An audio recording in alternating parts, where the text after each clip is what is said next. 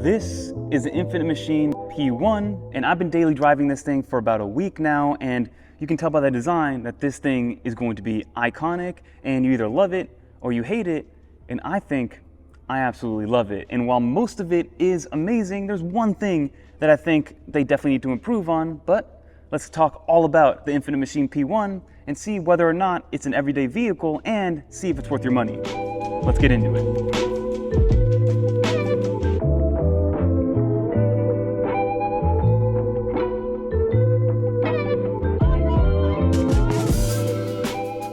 Okay, so let's first talk all things design, because like you can see here, this does look very different from the average scooter that we have on here. So of course on the front you have your headlight, and then you have this light system right here, which is more so of an ambient light system. It doesn't really do too much, kind of again more so there for aesthetic and look, but you do have this beautiful kind of rail right here. And you can see that I have the black aluminum version. They also have a stainless steel kind of silver version, which is a little bit heavier, but overall they're relatively the same from a design standpoint. But again, you have the headlight, you have the front tire, you have what we see on front, which is with the turn signals as well. You have your mirrors on the right and left hand side, of course. You have your throttle on the right hand side, and then you also have your rear and front brakes. You can see that there's also two cameras on this Infinite Machine. There's one at the front right here, and there's also one on the rear, which we'll get to in a second. But then you have the actual handlebar. So in the handlebar is where you control everything. So on the left hand side, you do have your high beams or your lights, you have your camera button, your left and right turn signals, your horn. You also have your reverse button, which allows you to reverse up to 2 miles an hour while holding this button. You also have your drive button right here, which if you hold it down, turns off the scooter and turns it back on, so it doubles as a power button. You have your mode selector right here, which goes between eco, normal, and sport. You have your boost button, which we'll touch on in a second. And then you have your kill switch, which will automatically kill any ability to throttle the vehicle, which is nice to see. What I like is that they've also added a bunch of safety measures to make sure that nothing gets taken advantage of, or also from a safety standpoint, this doesn't just go on its own. So like I said, there is a kill switch that is used on emergencies to make sure this doesn't turn on. And then also whenever you have the kickstand up, it'll automatically go into a park mode, which means no matter how much you touch on the throttle or change the drive modes, it will not go until that kickstand is brought up, which is something that I forgot about when I was trying to move it even with the kickstand on. So always good to know that. So since this is supposed to be a daily commuter for all those micro commutes that you do within a big urban city, I figured this would be a great opportunity to show off what kind of storage the P1 has, because assuming you need to have a backpack with you, or maybe a lunchbox, or some water, or something that you're bringing from place to place, it's good to know what you're dealing with from a storage standpoint. So let's show it off. So you really only have two main forms of storage on this bike, on the P1. So you have the glove compartment down here. All you do is you click on it, and you can see that you do have a little bit of storage down here. You can fit a phone or two. I have my headphones on here, chin strap for my actual helmet. I have the actual card, and then you do have a USB-C and USB-A port in here to charge your actual phone or whatever, maybe a camera batteries. And then you also have storage underneath the seat itself. Now, this isn't motorized, but there is a little kind of motorized clasp that you might be able to hear, where it unlatches itself. You can open this up, and there's two little storages. So you have this one right here, and then down here you have a decent amount of space. I will say it's not going to fit a full backpack. It can fit maybe like a smaller bag. I tried to actually fit that tripod over there, as you can see, but it didn't fit from a height standpoint, the tripod. But you can fit food, you can fit maybe a small grocery run, maybe a trip to the pharmacy. And for day-to-day commuting, that's gonna be more than fine. Apparently on Infinite Machine's website, you will be able to pre-order some sort of trailer that goes on the back of the P1 if you do need to actually travel with more than just what's on board. But that's what you have from a storage standpoint. You have the main glove compartment, you have the main larger storage option underneath the seat with an even smaller one that's also underneath the seat. But then when you go fully underneath, everything else is gonna be battery and then the actual electrical components. So that's what you're dealing with from a storage standpoint. If we continue on over here on the rear, you have your rear brake light, you have some more turn signals, which is nice to see. You have another red light down here, and you have your additional camera back here, which I'll show you guys what that looks like on the actual infotainment system. You have a key to lock it up as well, your license plate holder, and then of course everything that goes with the tires and on the flanking on the right and left side to actually step up. But overall, this is the design. It's very angular. Again, a lot of comparisons to the Cybertruck in terms of that look and that aesthetic. You know, to each their own in terms of if you actually want that to be the comparison. But then down here, the last thing to show off, this is where the battery is housed and allows you to get all the range, which we'll touch on in a little bit. But overall, that is the design that you're dealing with. Of course, this is very polarizing. It's going to be very iconic and unique.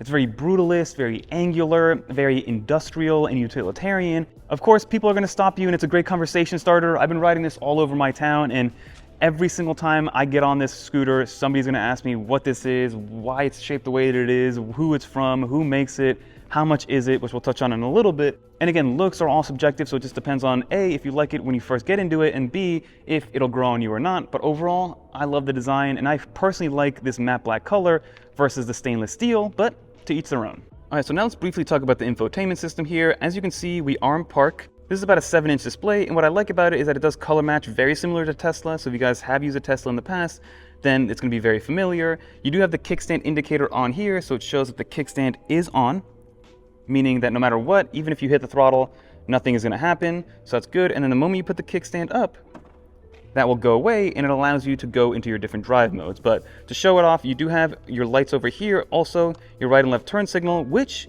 very similar to a Tesla, will show you what you're seeing. So if I go to the left, it'll then show you where you're seeing on the left-hand side. Now again, there's only one camera on the rear, so it's showing you the same feed, but it's good to know that at least you can see behind you if the rear view mirrors aren't going to be good enough, or the side mirrors. Then you have your different modes. So for instance, if you press drive,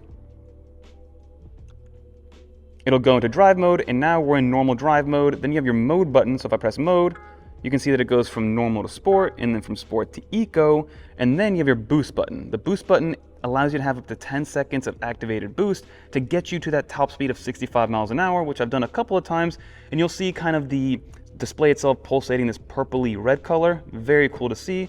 And overall, this is touchscreen, very familiar. You have the ability to have the infotainment system. You can connect your phone very easily. You can use the physical key, or you can use your phone as a key as well. You have all your recording on here, your vehicle information, your system information, and it's very simple to get your hands on it and understand what's going on. It's basically an iPhone version of a scooter, which I absolutely love. One thing to quickly note is that the actual kickstand is kind of hidden away, so you have to memorize where it is in order to actually put it down. It took me a second to figure it out. After about a day or two, I was able to really kind of just get it in one go, but just know that in the very beginning, to find the kickstand, it's going to take you a second or two.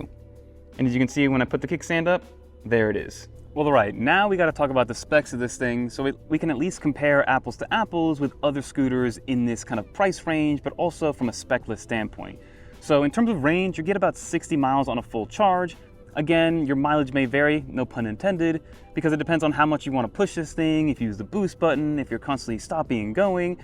But if you're just coasting and using it normally for day-to-day activities and things like that, you can really get the full 60 miles of range on the P1. Then in terms of top speed, you're going about 65 miles an hour at the absolute peak. Now that means you're in sport mode and you're using the boost button to get you to 65 miles an hour.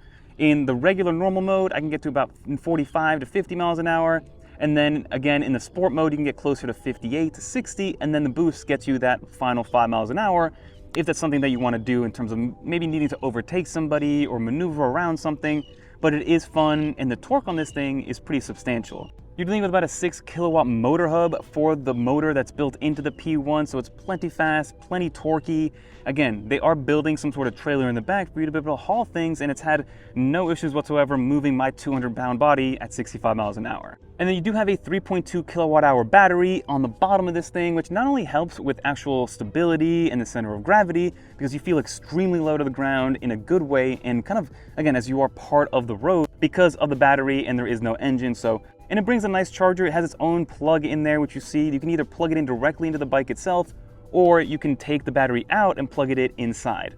The battery itself is about 45 pounds, so it's not light, but it's also not super heavy if you do want to bring it inside, if you are dealing with super hot weather or super cold weather where you do park your scooter. And then some other smaller tidbits is that you can see this is large enough to fit 2 people, 2 adults, where you can actually get around from place to place, which is also a good added bonus. And then in terms of the license situation, now this is a normal vehicle, it needs a license plate. And in terms of what type of license you need here in the US especially, if you're going under 30 miles an hour, your normal driver's license will suffice. But if you go above that, which again, this goes up to 65 miles an hour, you will need to get a motorcycle license of sorts. Again, follow your local rules and your local regulations to see exactly what type of license you need in order to run this thing and to register this thing as well. And then lastly, I want to bring up some safety features because With it being a scooter and the nature of a scooter, this thing can be stolen technically. If somebody can grab it and pick it up if they really want to, if they have enough people. It's not like a car where it's safe just being where it is. So again, I mentioned the personal safety in terms of this thing not running away from you and having auto park features and the kickstand killing everything. You have the kill switch like I mentioned as well. But then in terms of locking features and security from theft and things like that, it's got everything that you would need. So first and foremost, from a battery saving perspective, if the P1 is idle for 5 minutes, it'll automatically shut off and turn on all the locks. And then also, I continue to bring up Tesla because again, the interface in Tesla is kind of one of a kind in terms of how easy it is and how smart everything is in terms of safety and just kind of everything being on when you need it to and turned off and locked. But when you walk away and use your phone as the key, it will auto lock itself and it turns on alarms, it turns on auto lock features. So if it senses that you're farther away, so if it senses that you are nowhere near the bike itself and somebody tries to move it, both the front and the rear tires will auto lock, making it nearly impossible to move.